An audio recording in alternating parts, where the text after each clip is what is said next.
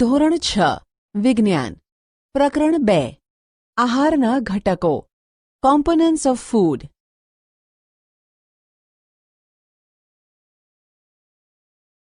પ્રકરણ 1માં આપણે એવા ખાદ્ય પદાર્થોની યાદી બનાવી હતી જેને આપણે ખાઈએ છીએ.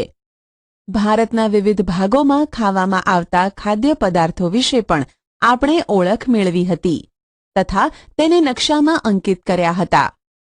ખોરાકમાં રોટલી, દાળ અને રીંગણનું શાક હોઈ શકે છે. આ ઉપરાંત ભાત, સંભાર તથા ભીંડા હોઈ શકે છે. તેનાથી વિશેષ અન્ય ભોજનમાં ઇડલી, માછલી તથા શાકભાજી હોઈ શકે છે. પ્રવૃત્તિ 1. ખરેખર આપણા આહારમાં અનાજની બનેલી ઓછામાં ઓછી એક વસ્તુ તો હોય છે. બીજા ખાદ્ય પદાર્થોમાં દાળ અથવા માંસની કોઈ વાનગી તથા શાકભાજી હોઈ શકે છે. તેમાં દહીં, છાશ તથા અથાણું પણ સામેલ થઈ શકે છે. વિવિધ ક્ષેત્રોના આહારના કેટલાક ઉદાહરણો કોષ્ટક 2.1માં આપવામાં આવ્યા છે. પ્રકરણ 1માં દર્શાવેલ પ્રવૃત્તિ 2માં તમે દર્શાવેલ ખોરાકને પસંદ કરી આ યાદીમાં કેટલાક અન્ય ખોરાકને ઉમેરો તથા તેની કોષ્ટક 2.1 મુજબ યાદી બનાવો. ક્યારેક આપણે આપણા ભોજનમાં વિવિધ પ્રકારનો ખોરાક લઈ શકતા નથી. જ્યારે આપણે પ્રવાસ પર નીકળ્યા હોઈએ ત્યારે આપણે તે જ ખાઈ લઈએ છીએ જે રસ્તામાં ઉપલબ્ધ હોય. આપણામાંથી કેટલાક માટે તે શક્ય નથી હોતું કે તે આ બધા ખોરાકની વાનગી પ્રત્યેક સમયે ખાઈ શકે. આહારમાં વિવિધ ખાદ્ય પદાર્થોના આ પ્રકારના વર્ગીકરણનું કોઈ કારણ હોવું જોઈએ. શું તમે માનો છો કે આપણા શરીરને વિશિષ્ટ ઉદ્દેશ માટે વિવિધ પ્રકારના ભોજનની આવશ્યકતા હોય છે? વિભિન્ન પ્રકારના ખાદ્ય પદાર્થોમાં શું હોય છે? What do different food items contain? આપણે જાણીએ છીએ કે દરેક ખોરાકની વાનગી એક અથવા વધારે પ્રકારની સામગ્રી ઘટકોથી બને છે કે જે આપણને વનસ્પતિ અથવા પ્રાણીઓમાંથી મળે છે. આપણા આહારમાં શરીર માટે જરૂરી કેટલાક આવશ્યક ઘટકો હોય છે જેને પોષક દ્રવ્યો કહે છે. આપણા આહારના મુખ્ય પોષક દ્રવ્યો કાર્બોદિત, પ્રોટીન, ચરબી, વિટામિન તથા ખનિજ ક્ષારો છે. આ ઉપરાંત આહારમાં પાચક રેસાઓ તથા પાણી પણ સામેલ છે જેની આપણા શરીરને આવશ્યકતા છે. શું બધા ખાદ્ય પદાર્થોમાં આ બધા પોષક દ્રવ્યો ધરાવે છે? કેટલીક સામાન્ય પદ્ધતિ દ્વારા આપણે તે જાણી શકીએ છીએ કે કાચી સામગ્રી તથા રાંધેલા ખોરાકમાં એક અથવા વધારે પોષક દ્રવ્યો હાજર હોય છે. કાર્બોદિત, પ્રોટીન તથા ચરબીના પરીક્ષણ અન્ય પોષક દ્રવ્યોના પરીક્ષણની સરખામણીમાં સરળ છે. ચાલો આપણે આ પરીક્ષણોને કરીને તારણને કોષ્ટક 2.2માં લખીએ. આ પરીક્ષણોને કરવા માટે તમે આયોડીન, કોપર સલ્ફેટ તથા કોસ્ટિક સોડાના દ્રાવણોની જરૂર પડશે. તમને કેટલીક ટેસ્ટ ટ્યુબ, કસનળી તથા ડ્રોપરની પણ જરૂરિયાત પડશે. આ પરીક્ષણ રાંધેલા ખોરાક તથા કાચી સામગ્રી પર કરો. આ પરીક્ષણોથી મળેલ તારણોને કોષ્ટક 2.2માં લખી શકો છો. આ કોષ્ટકમાં કેટલીક ખાદ્ય સામગ્રી દર્શાવવામાં આવેલ છે. તમારું પરીક્ષણ તેની ઉપર અથવા અન્ય હાજર ખાદ્ય પદાર્થ પર કરી શકો છો. આ પરીક્ષણો સાવધાનીપૂર્વક કરો તથા કોઈ પણ રસાયણને ખાવાનો અથવા ચાખવાનો પ્રયાસ કરશો નહીં. જો જરૂરી દ્રાવણ તૈયાર સ્વરૂપે ન હોય તો તમારા શિક્ષક તેને અહીં દર્શાવ્યા મુજબ તૈયાર કરી શકે છે. ચાલો વિવિધ ખાદ્ય પદાર્થોનું પરીક્ષણ કરીને જોઈએ કે તેમાં કાર્બોદિત હાજર છે કે નહીં. કાર્બોદિત ઘણા પ્રકારના હોય છે. આપણા ભોજનમાં જોવા મળતા કાર્બોદિત સ્ટાર્ચ તથા શર્કરાના સ્વરૂપમાં હોય છે. જો કોઈ ખાદ્ય પદાર્થમાં સ્ટાર્ચ હોય તો આપણે તેનું સરળતાથી પરીક્ષણ કરી શકીએ છીએ. આયોડીનનું મંદ દ્રાવણ બનાવવા માટે પાણીથી અડધી ભરેલ ટેસ્ટ ટ્યુબમાં ટિંચર આયોડીનના કેટલાક ટીપા નાખો. કોપર સલ્ફેટનું દ્રાવણ બનાવવા માટે 100 મિલીલીટર પાણીમાં 2 ગ્રામ કોપર સલ્ફેટ ઓગાળવામાં આવે છે. 100 મિલીલીટર પાણીમાં 10 ગ્રામ કોસ્ટિક સોડા ઓગાળવાથી જરૂરી કોસ્ટિક સોડાનું દ્રાવણ બની જાય છે. પ્રવૃત્તિ 2. સ્ટાર્ચનું પરીક્ષણ. પરીક્ષણ માટે ખાદ્ય પદાર્થ અથવા કાચી સામગ્રીની અલ્પ માત્રા લો. તેમાં 2-3 ટીપાં દ્રાવ્ય આયોડીન દ્રાવણના ઉમેરો.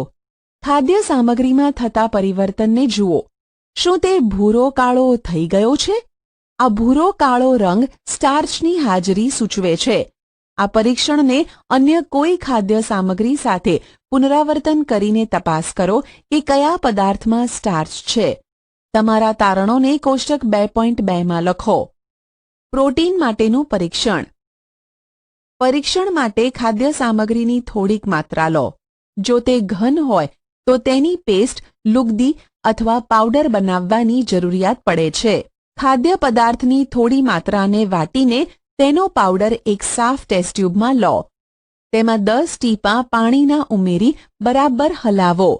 હવે ડ્રોપરની મદદથી ટેસ્ટ ટ્યુબમાં 2 ટીપાં કોપર સલ્ફેટના દ્રાવણના તથા 10 ટીપાં કોસ્ટિક સોડાના દ્રાવણના નાખો. બરાબર હલાવીને ટેસ્ટ ટ્યુબને થોડા સમય માટે રહેવા દો. તમે શું જોયું? શું ટેસ્ટ ટ્યુબમાં રહેલ પદાર્થ જાંબલી રંગનો થઈ ગયો? જાંબલી રંગ ખાદ્ય પદાર્થમાં પ્રોટીનની હાજરી દર્શાવે છે. હવે તમે આ પરીક્ષણને બીજા ખાદ્ય પદાર્થ માટે પુનરાવર્તિત કરી શકો છો. કોષ્ટક 2.2. ખાદ્ય પદાર્થોમાં હાજર પોષક તત્વો. ખાદ્ય સામગ્રી. સ્ટાર્ચ હાજર, પ્રોટીન હાજર, ચરબી હાજર. કાચા બટાકા હા, દૂધ હા, મગફળી હા, ચોખાનો લોટ, રાંધેલ ચોખા, સૂકું નાળિયેર, ચણાનો લોટ, રાંધેલ દાળ, કોઈપણ શાકભાજીનો ટુકડો, કોઈપણ ફળનો ટુકડો, બાફેલ ઈંડું, સફેદ ભાગ. ચરબી માટેનું પરીક્ષણ. ખાદ્ય સામગ્રીની અલ્પ માત્રા લો. તેને કાગળમાં વીંટીને છૂંદો. ધ્યાન રાખો કે કાગળ ફાટી જાય નહીં. હવે કાગળને ખોલીને સીધો કરો તથા ધ્યાનપૂર્વક જુઓ. શું તેના પર તૈલી ડાઘા કે ધબ્બા છે? કાગળને પ્રકાશની સામે લાવો. શું તમને ધબ્બામાંથી પસાર થઈને આવતો ધૂંધળો પ્રકાશ દેખાય છે? કાગળ પર તેલના ડાઘા લિપિડ, ચરબીની હાજરી સૂચવે છે. ખાદ્ય પદાર્થ કે સામગ્રીમાં ક્યારેક પાણીની હાજરી પણ હોઈ શકે છે. આ સ્થિતિમાં આ પદાર્થોને કાગળ પર ધીમે ધીમે ઘસો તથા થોડા સમય માટે કાગળને સૂકવી દો. તેથી જો ખાદ્ય પદાર્થમાં પાણી હોય તો તે સુકાઈ જાય. ત્યારબાદ કાગળ પર તેલના ડાઘા ઉપસ્થિત ન હોય તો તે ખ્યાલ આવે છે કે ખાદ્ય પદાર્થમાં ચરબી ગેરહાજર છે. આ પરીક્ષણ શું દર્શાવે છે? શું ચરબી, પ્રોટીન તથા સ્ટાર્ચ એ બધા ખાદ્ય પદાર્થોમાં હાજર છે જેનું તમે પરીક્ષણ કર્યું છે? શું કોઈ એક ખાદ્ય પદાર્થમાં એક કરતાં વધુ પોષક દ્રવ્યો હાજર હોય છે? શું તમને કોઈ એવો ખાદ્ય પદાર્થ મળ્યો કે જેમાં આમાંથી કોઈ પણ પોષક દ્રવ્ય હાજર ન હોય? આપણે 3 પોષક દ્રવ્યો કાર્બોદિત, પ્રોટીન તથા ચરબી માટે ખાદ્ય પદાર્થોનું પરીક્ષણ કર્યું. વિટામિન તથા ખનિજ ક્ષાર જેવા અન્ય પોષક દ્રવ્યો પણ આપણા વિભિન્ન ખાદ્ય પદાર્થોમાં હાજર હોય છે. આ બધા પોષક દ્રવ્યોની આપણને શા માટે આવશ્યકતા રહેલી છે? વિવિધ પોષક દ્રવ્યો આપણા શરીર માટે શું કાર્ય કરે છે? What do various nutrients do for our body? કાર્બોદિત મુખ્યત્વે આપણા શરીરને શક્તિ પ્રદાન કરે છે. ચરબીથી પણ શક્તિ કે ઊર્જા પ્રાપ્ત થાય છે. વાસ્તવિકતા એ છે કે સમાન જથ્થાના કાર્બોદિતની સરખામણીમાં ચરબીમાંથી વધુ ઊર્જા પ્રાપ્ત થાય છે. ચરબી અને કાર્બોદિત યુક્ત ખોરાકને ઊર્જા આપવાવાળા ખોરાક પણ કહે છે. પ્રોટીનની આવશ્યકતા શરીરની વૃદ્ધિ તથા સમારકામ માટે હોય છે. પ્રોટીનયુક્ત ખોરાકને શરીરવર્ધક ખોરાક પણ કહે છે. વિટામિન શરીરને રોગોથી રક્ષણ આપે છે. વિટામિન આપણી આંખ, હાડકાં, દાંત અને પેઢાઓને સ્વસ્થ રાખવામાં મદદ કરે છે. વિટામિન ઘણા પ્રકારના હોય છે, જેને અલગ અલગ નામથી ઓળખવામાં આવે છે. તેમાંથી કેટલાક vitamin A, vitamin C, vitamin D, vitamin E અને વિટામિન કેના નામથી ઓળખવામાં આવે છે. આ ઉપરાંત વિટામિનનો એક સમૂહ છે જેને વિટામિન બી કોમ્પ્લેક્સ કહે છે. આપણા શરીરને વિટામિનોની અલ્પ માત્રામાં આવશ્યકતા રહેલી હોય છે. વિટામિન એ આંખો તથા ત્વચાને તંદુરસ્ત રાખે છે. વિટામિન સી ઘણા બધા રોગોની સામે લડત આપવામાં મદદ કરે છે. વિટામિન ડી આપણા હાડકાં તથા દાંત માટે કેલ્શિયમનો ઉપયોગ કરવામાં આપણા શરીરની મદદ કરે છે. વિવિધ વિટામિનથી ભરપૂર ખોરાક આકૃતિ 2.6 થી આકૃતિ 2.9માં દર્શાવેલ છે.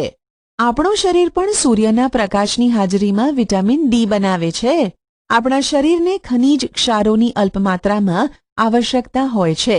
શરીરના યોગ્ય વિકાસ તથા સારા સ્વાસ્થ્ય માટે પ્રત્યેક ખનિજ ક્ષાર આવશ્યક છે. વિવિધ ખનિજ ક્ષારોના કેટલાક સ્ત્રોતો આકૃતિ 2.10માં દર્શાવેલ છે. મુખ્યત્વે ખાદ્ય પદાર્થોમાં 1 થી વધુ પોષક દ્રવ્યો હોય છે. તમે પણ કોષ્ટક 2.2માં તારણોને લગતા સમયે આ બાબત પર અવશ્ય ધ્યાન આપ્યું હશે. છતાં પણ કોઈ કાચી સામગ્રીમાં એક નિશ્ચિત પોષક દ્રવ્યની માત્રા બીજા પોષક દ્રવ્યની માત્રાથી વધારે હોય છે. ઉદાહરણ તરીકે ચોખામાં કાર્બોદિતની માત્રા બીજા પોષક દ્રવ્ય કરતાં અત્યંત વધારે હોય છે. આથી એવું કહી શકીએ કે ચોખા એ કાર્બોદિત સમૃદ્ધ ખોરાક છે. આ પોષક દ્રવ્યો ઉપરાંત આપણા શરીરને પાચક રેસા તથા પાણીની પણ આવશ્યકતા હોય છે. પાચક રેસા વૃક્ષાંશના નામે ઓળખાય છે. આપણા ખોરાકમાં વૃક્ષાંશ રેસાની પૂર્તતા વનસ્પતિ ઉત્પાદનોમાંથી થાય છે. વૃક્ષાંશના મુખ્ય સ્ત્રોતો અનાજ, દાળ, બટાટા, તાજા ફળો અને શાકભાજી છે. વૃક્ષાંશ આપણા શરીરને કોઈ પણ પોષક દ્રવ્ય પ્રદાન કરતા નથી, છતાં પણ તે આપણા ભોજનનો આવશ્યક ઘટક છે અને તેના જથ્થાને વધારી દેવો જોઈએ. રેસાઓ અપાચિત ખોરાકને આપણા શરીરમાંથી બહાર કાઢવામાં મદદ કરે છે. પાણી આહારમાં રહેલા પોષક દ્રવ્યોનું શોષણ કરવામાં આપણા શરીરને મદદ કરે છે. તે કેટલાક નકામા પદાર્થો જેવા કે મૂત્ર તથા પરસેવાને શરીરમાંથી બહાર કાઢવામાં પણ મદદ કરે છે. સામાન્ય રીતે આપણા શરીરને જેટલા પાણીની જરૂરિયાત છે તે પાણી આપણને એ દ્રવ્યોમાંથી પ્રાપ્ત થાય છે જેને આપણે પ્રવાહી સ્વરૂપે લઈએ છીએ, જેમ કે પાણી, દૂધ, ચા વગેરે. આ ઉપરાંત આપણે જે ખોરાક રાંધીએ છીએ તેમાં પણ પાણીનો ઉપયોગ કરીએ છીએ. ચાલો જોઈએ કે કોઈ અન્ય સ્ત્રોત આપણા શરીરને પાણી પ્રદાન કરે છે કે નહીં. પ્રવૃત્તિ 3. એક ટામેટું અથવા લીંબુ જેવું કોઈ ફળ લઈ તેને નાના નાના ટુકડામાં કાપી નાખો. શું આવું કરતી વખતે તમારા હાથ ભીના થાય છે? જ્યારે પણ તમારા ઘરમાં ફળ અથવા શાકભાજીને કાપવા, છોલવા તથા પીસવામાં આવે ત્યારે ધ્યાનપૂર્વક તેનું નિરીક્ષણ કરો. શું તમને એવા તાજા ફળ કે શાકભાજી વિશે ખ્યાલ છે કે જેમાં પાણીની માત્રા નથી હોતી? આપણે જોઈએ છીએ કે કેટલાક ખાદ્ય પદાર્થમાં પાણી હોય છે. કેટલાક અંશે આપણા શરીરની પાણીની જરૂરિયાત આવા જ પાણીથી પૂર્ણ થઈ જાય છે. આ ઉપરાંત કેટલાક ખાદ્ય પદાર્થોને રાંધતી વખતે પણ તેમાં પાણી નાખીએ છીએ. સમતોલ આહાર, બેલેન્સ્ડ ડાયટ. સામાન્ય રીતે સમગ્ર દિવસ દરમિયાન આપણે જે પણ ખાઈએ છીએ તેને આહાર કહેવાય છે.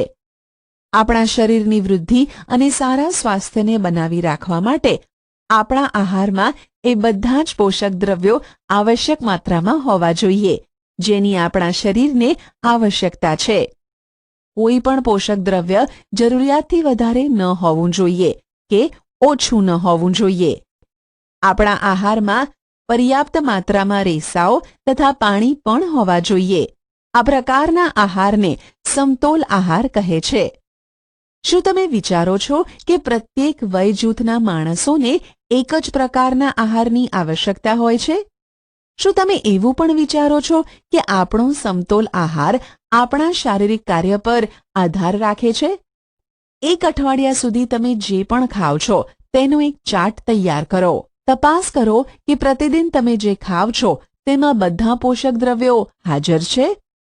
કઠોળ, મગફળી, સોયાબીન, અંકુરિત બીજ, મગ અથવા ચણા, આથવણવાળો ખોરાક, સાઉથ ઇન્ડિયન ખોરાક જેમ કે ઇડલી, લોટનું મિશ્રણ, મકાઈની રોટલી, થેપલા, અનાજ કે દાણાના બનેલ, કેળા, પાલક, દાળિયા, ગોળ, શાકભાજી અને આવા પ્રકારના અન્ય ખોરાક ઘણા બધા પોષક દ્રવ્યો ઉપલબ્ધ કરાવે છે.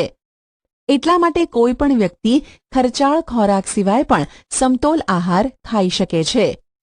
યોગ્ય પ્રકારનો આહાર લેવો એ જ માત્ર જરૂરી નથી, પરંતુ તેને યોગ્ય રીતે રાંધેલો હોવો પણ જરૂરી છે, જેથી તેના પોષક તત્વો નષ્ટ ન થાય. શું તમે જાણો છો કે ખોરાક રાંધવાથી કેટલાક પોષક તત્વો નષ્ટ થઈ જાય છે? પહેલી એ જાણવા માટે ઉત્સાહી છે કે શું પ્રાણીઓના ખોરાકમાં પણ આ બધા પોષક દ્રવ્યો હાજર હોય છે? શું પ્રાણીઓને પણ સમતોલ આહારની આવશ્યકતા રહેલી છે? શાકભાજી તથા ફળોને જો છાલ ઉતારીને કે કાપીને ધોવામાં આવે તો શક્ય છે કે તેમાંથી કેટલાક વિટામિન નષ્ટ કે દૂર થઈ જાય. શાકભાજી તથા ફળોની છાલમાં કેટલાય મહત્વના વિટામિન તથા ખનિજ ક્ષારો હાજર હોય છે. ચોખા તથા દાળને વારંવાર ધોવાથી તેમાં રહેલ વિટામિન તથા કેટલાક ખનિજ ક્ષાર દૂર થઈ જાય છે. આપણે જાણીએ છીએ કે રાંધવાથી ખોરાકનો સ્વાદ વધી જાય છે તથા તેને પચાવવામાં સરળતા રહે છે. તેની સાથે સાથે રાંધવાથી કેટલાક પોષક તત્વોને નુકસાન પણ પહોંચે છે. જો ખોરાક રાંધવામાં વધારે પાણી ઉપયોગમાં લેવામાં આવે તથા ત્યારબાદ તે પાણીને ફેંકી દેવામાં આવે તો તે પાણીમાં કેટલાય મહત્વના પ્રોટીન અને ખનિજ ક્ષાર દૂર થાય છે. ખોરાક રાંધવાથી સરળતાથી વિટામિન સી નષ્ટ થઈ જાય છે. શું એ યોગ્ય નથી કે આપણે આપણા આહારમાં કેટલાક ફળ તથા કાચા શાકભાજીનો ઉપયોગ કરીએ? બુજોએ વિચાર્યું કે હંમેશા ચરબીયુક્ત આહાર ખાવો જ યોગ્ય છે. એક વાટકી કાર્બોદિતયુક્ત ખોરાકની તુલનામાં એક વાટકી ચરબીવાળો ખોરાક વધારે ઉર્જા આપે છે, ખરું ને? આથી તેણે તળેલી વસ્તુઓ જેવી કે સમોસા, પૂરી, મલાઈ, રબડી, પેંડા વગેરે ભરપૂર ચરબીયુક્ત આહાર ખાધો. તેના સિવાય અન્ય ખોરાક ખાધો નહીં. શું તમે વિચારો છો કે તેણે ઠીક કર્યું હશે? ના, ખરેખર નહીં જ. આટલું વધારે પડતું ચરબીયુક્ત ભોજન આપણા માટે હાનિકારક સાબિત થઈ શકે છે. આપણા ભોજનમાં ચરબીની વધુ માત્રા મેદસ્વીતાનું કારણ બને છે. ત્રુટિજન્ય રોગો, ડેફિશિયન્સી ડિઝીઝીસ.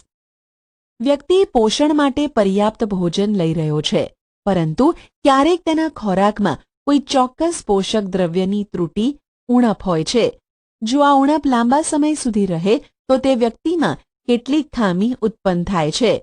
એક કે વધુ પોષક દ્રવ્યની ઉણપ આપણા શરીરમાં રોગ કે વિકૃતિઓ ઉત્પન્ન કરી શકે છે.